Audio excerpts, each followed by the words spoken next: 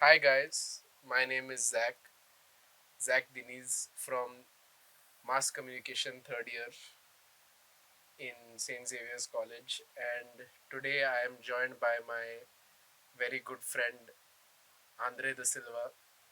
Andre, why don't Hello. you what? I said hello. Hello. So why don't you tell us a bit about yourself before we start? You know, you know what, Zach? Why don't you tell them about me? That's what I just did, You've no, bro. no man. I mean, you've known me long enough now. Introduce me for me, like on my behalf, to them. Sure, bro. Sure. So this is Andre Da Silva. He's from one ghetto college in Naveli Okay, okay, called Rosary College. valid.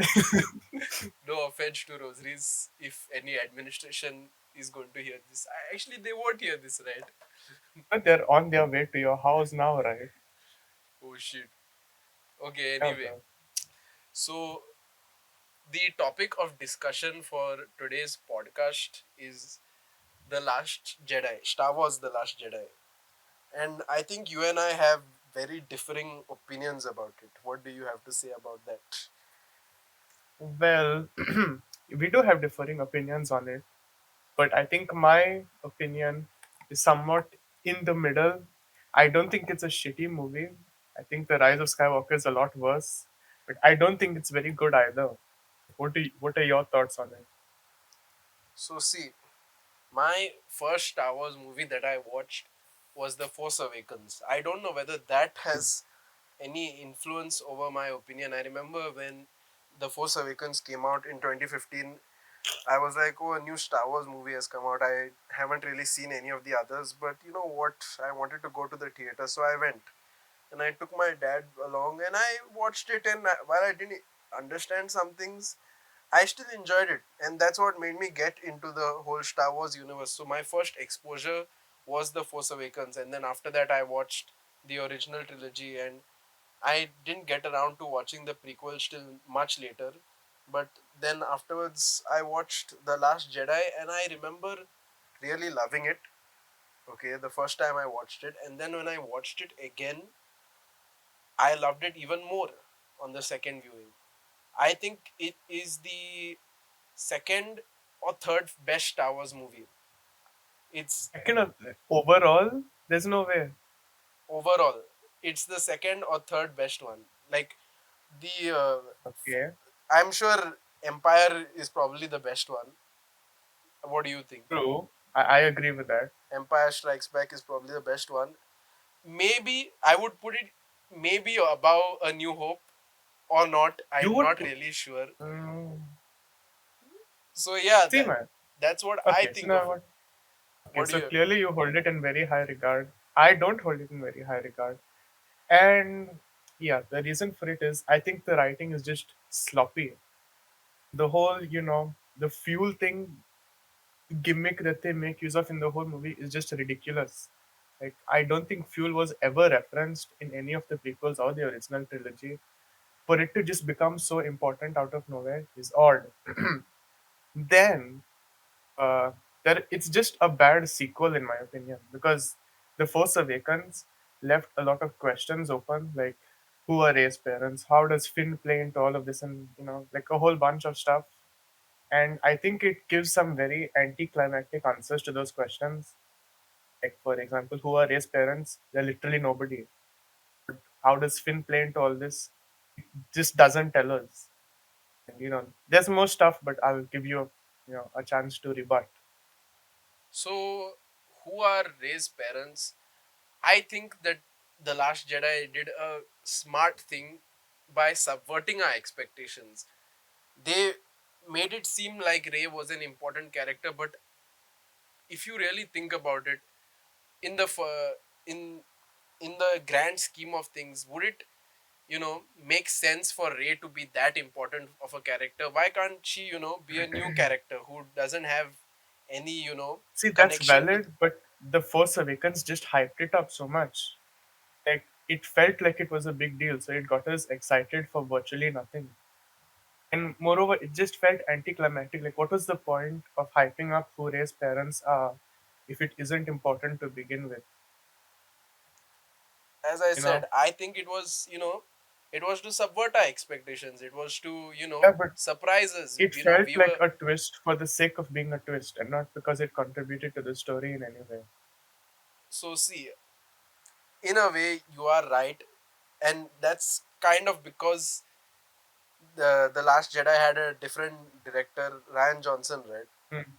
Yeah, But I feel what he did was better than what J.J. Abrams could have even done. I feel that subverting the expectations was something that was pretty smart actually, and I feel the entire sequence where she finds out where her parents were nobodies was pretty well done, pretty smartly done. I just thought it was, oh, so that's the answer to it all. But now to come back to Finn. Finn was also, hyped up.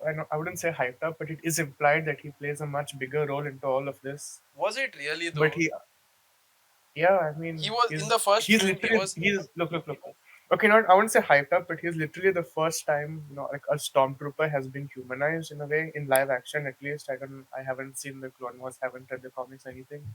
But this is the first time this has happened, and for him to just be relegated to arguably the most uninteresting side arc of the whole movie, which is the whole Canto bite sequence, it feels like they really, really wasted him. okay. So about the Canto Bite sequence, I agree. It's not very great, and I think that's like definitely a problem with the film. And I might be biased or whatever, considering that it's quite, some people consider it to be quite a major problem of the film, but I just don't think that Canto Bite even got that much, screen time for it to be that big of a flaw. Okay, and I feel everything else kind of made up Hmm. for it. And coming back to Finn's character, I don't think the first film really set up anything more as like, the first film just explained it all. The You're right that it had never been done before, but then there's nothing more to add to it. He was the first I stormtrooper to mean, be he humanized, could which have is a very contributed. Okay. no, I continue. mean, he could have had a larger contribution to the story, is my point, and it felt like he was going to have a larger contribution to the story, but it just didn't happen for whatever reason. Also, another thing I don't like is the whole mutiny on board. With poor Dameron, it just felt very, very forced. The reason for what was the name Holdo, I think, just withholding information, Bro, how important can it information, be even though things forced? were This going isn't down. the Force Awakens. Arey, nah, how do I walk out of this Nah, nah, nah, podcast? nah, nah, nah, nah, bro. No. Are okay. Nah, Let's get back to it. Okay, you were saying it felt nah, forced.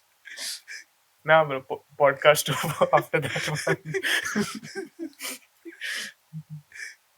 Continue, Ray. Yeah, bro. I, I've stated my case, bro. Continue, Ray. Yeah, You were saying something. no, this that whole mutiny on board thing just felt very, very forced, unnecessary. Like it was just trying to add tension and conflict, but it just felt like it was there for the sake of tension and conflict. It didn't feel organic. It didn't feel natural at all, Okay, in my so opinion.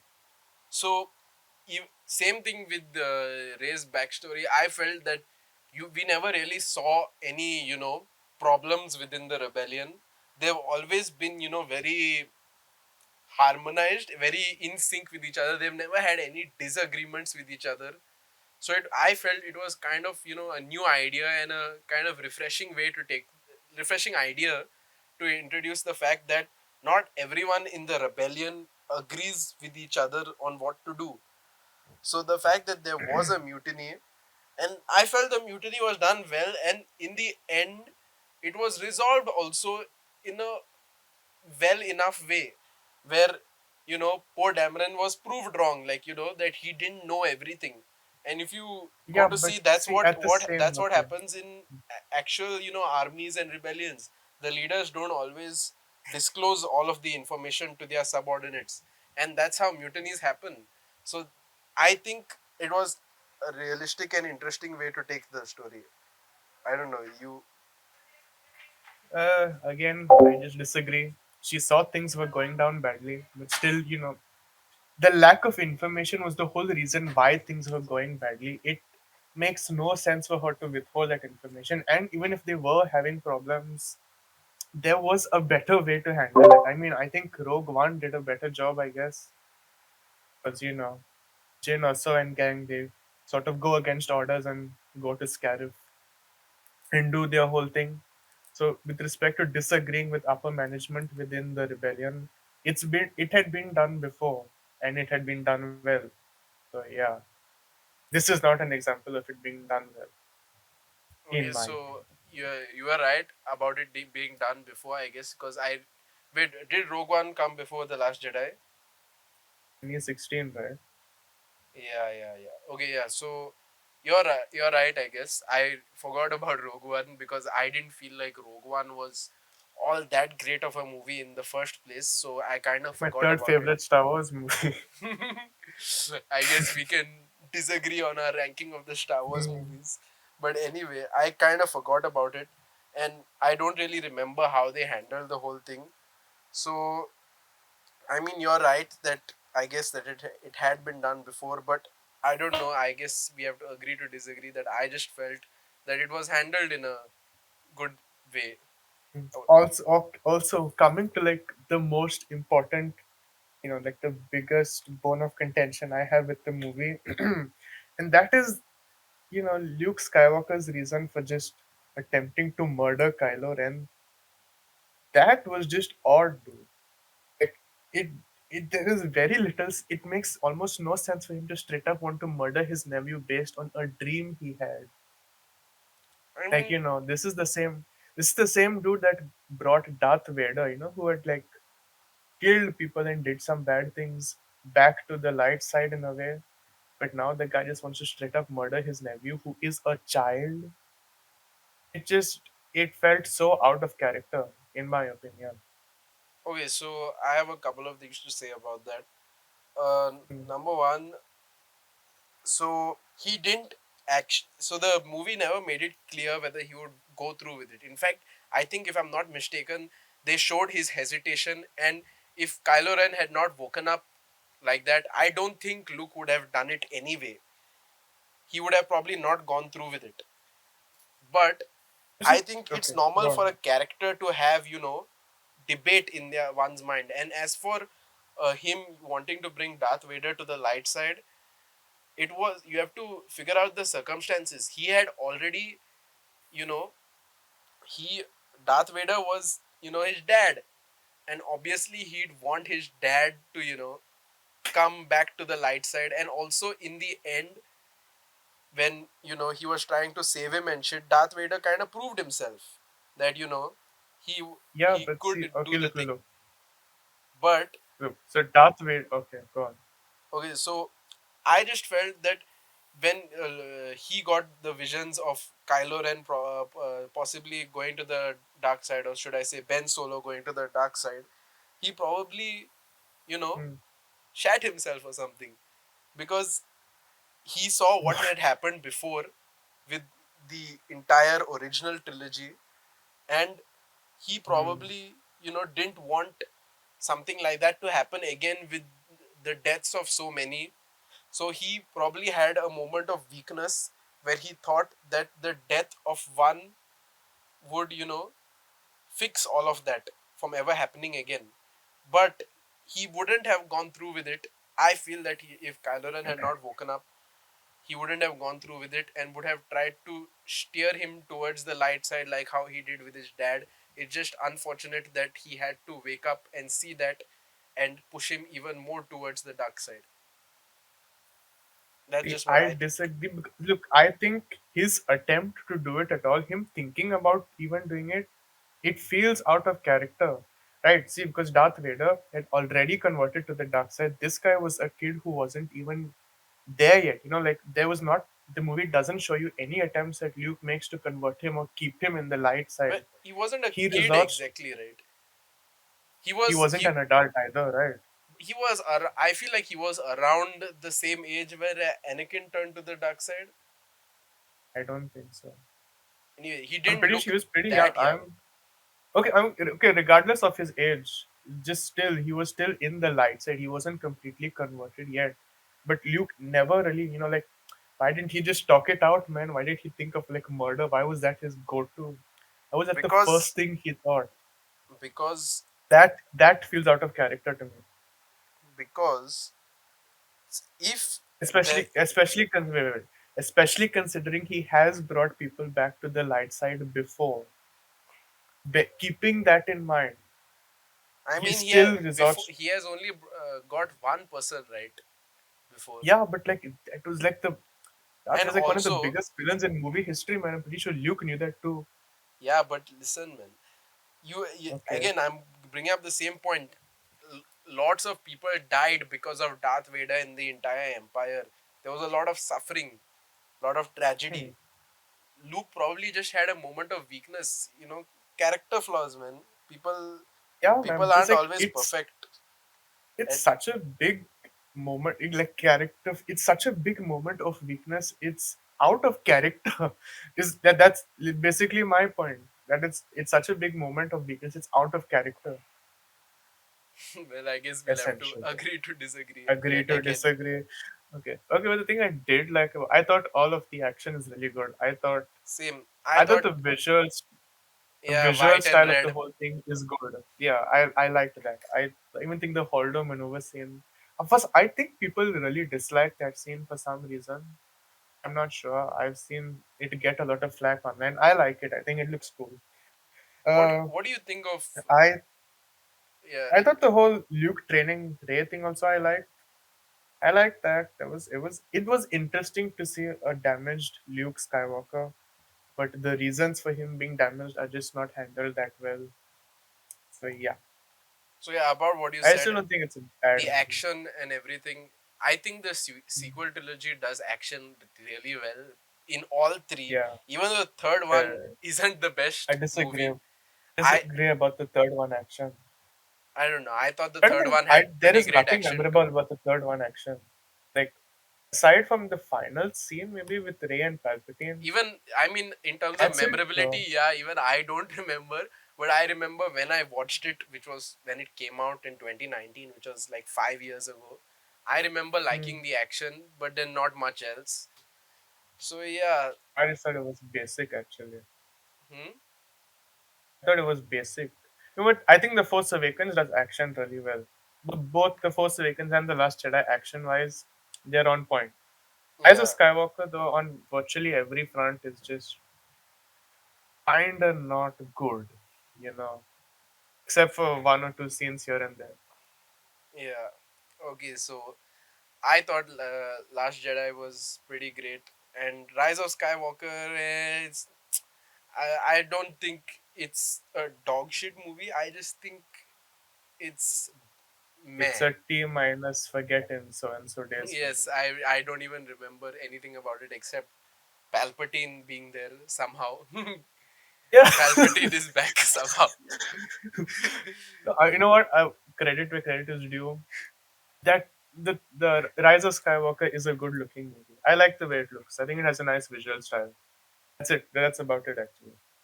Mm. Okay, so I think we both made our thoughts on The Last Jedi Mm. completely clear. Just one more thing Mm. before we end this episode, I would like to clarify with you about is what do you think about Luke Skywalker's death? You know what? That's one of the things I do like about the movie. I thought it was good. I liked it. I thought it was a good. I don't know if it's a good send off. It was a good scene. That's whole scene with him and Kylo Ren, and I like that interaction. I like how he just sort of disappears and his coat floats away. He has a moment with Leia before. I mean, I could probably give more reasons as to why I like it, but I haven't seen the movie in a long time. So I'm just saying what I remember. But I like that scene. Yeah, same opinions here pretty much. I also liked it. I thought it was a good send off. I know you said you didn't think like that, but I thought it was a I say I'm good not send sure. off to the character. I thought it was, a, they handled his death well.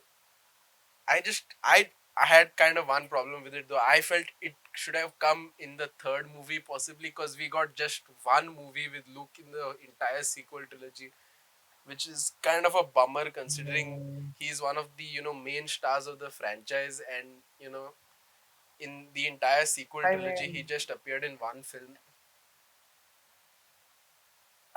I don't really mind him dying in this movie because I think, Ray, Poe, and Finn are the main focus of the sequels. So I don't think it should have been saved for the last movie. It would have just made the last movie seem a lot more, exploitative. If the la- I mean, if the They last saved it movie for was the a last better one. movie, then I feel it could have Probably. been I don't know. incorporated. I don't. Okay, I so don't think so. hmm, okay, so Yeah. I guess that And with wraps up that, our guys, we would like thoughts. to conclude our episode. Okay, you're doing it. Okay. I mean, you can give a shot at it if you want. Okay, guys, and with that, we wrap up our episode of Couch Critic. And me, I guess, we'll be back soon with more videos for you in the future. I hope you enjoyed. Please like and subscribe. Eat me out. Yeah, bro. Sooner than you think. Please cut that out. Huh? No, bro. Chalo, peace.